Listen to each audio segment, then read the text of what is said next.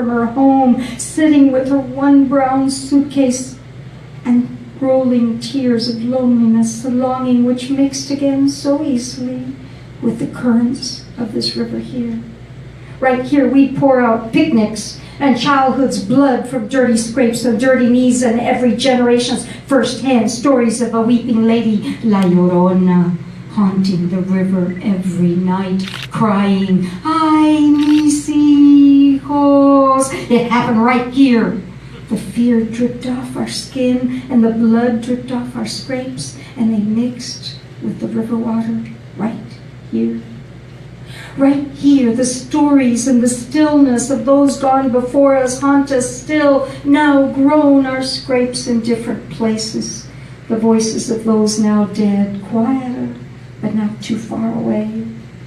Right here we were married, you and I, and the music filled the air, danced in, dipped in, mixed in with the river water, the dirt, the sins, the fear, the anger, sweat, tears, love, music, blood, and memories. It was right here. And right here we stand, washing clean our memories, baptizing our hearts, gathering past and present, dancing to the flow we find right here, or maybe a little farther down.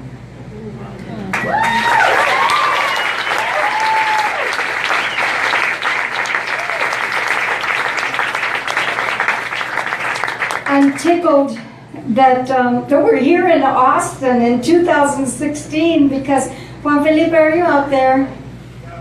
Yeah. We were here 41 years ago. In ancient history, when the dinosaurs were walking around and everything, we were here with a very significant action. It was the second National Chicano Literary Festival. The first was in California. You were there too. I wasn't at that one. And the second one was right here in Austin, Texas. And people came from all over because we didn't have a Chicano literary festival at all, except for this. It was called Floricanto. And people hitchhiked in. We were talking about it. They came, they stayed on floors, they didn't have money. It was just Chicano literature. I need Chicano literature. I need something that reflects my life and my cultura. And it was so important. We slept on floors. There were 16 of us on somebody's living room floor. I don't know whose floor it was. And then there was probably another 8 on the floor of the hallway. And people just came. They came from all over this nation. And I think of CantoMundo as 41 years later, we're still pulling people from all over the nation. We have something better than floors for you now, most of the time. But we're coming from that hunger to see our story reflected, our experiences, because those experiences aren't always. Now we're getting them into books, we're getting them published, but then we get those people that Letty was talking about and that Celeste was talking about that say, "Oh, I never heard of anything. Are there any Latino poets around?" So this poem is called The Story Keeper. And it's about that hunger, that urgent need to protect the story. It does, inspired by Dr. Antonia Castañeda, one of the first Chicana historians in the nation, first Chicana PhDs in history in the nation, who told me our history is not in the usual places. It has been erased from the history textbooks. If you want to find our history, you have to find it in songs and in people's stories and in very unusual places. So it's dedicated to her. The Story Keeper, instructions from an historian. In the jarros, she says, look in the jarros. The ones forgotten or shoved aside with a broken clay lip and color dulled by years of hard use and unmeditated abuse. Search between the folds of rags, the places no one else would look. Often they're there, hiding. Look in the garage, in the dark corners. Sometimes they are undiscovered, silent, in the pecorucho sheds out back or dumped in the alley, wiped away from our lives for the trash to take. Others hoarded like treasures the holder fears to reveal, wrapped in a homemade colcha in a wooden box under the bed.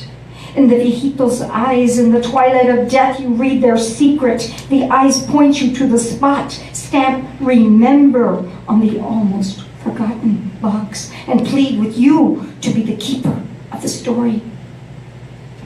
To open the box, unwrap the colcha carefully, save the scrawled story, protect it as best you can.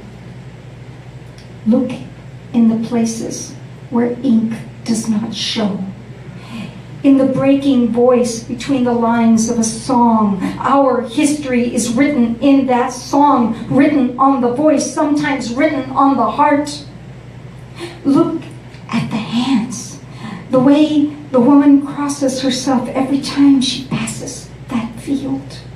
Everyone knows the story of what happened there late that night 90 years ago. Everyone knows, but it is not written. The paragraphs of dangling bodies were too long, too ugly to be written. The sentences, like unfinished lives, too short to make sense. The letters of the words spelled out, distorted, incomprehensible, like mutilation of body parts that started out in belleza and truth. Look at the way she holds the masa with both hands, protecting, feeling its warmth, memorizing the moment for just a second before it's split apart into many tortillas, each to go their own way, some consumed rapidly, some wasted, some disappeared, never to be seen again. In her gestures, her hesitations, her sigh of mourning lie our history.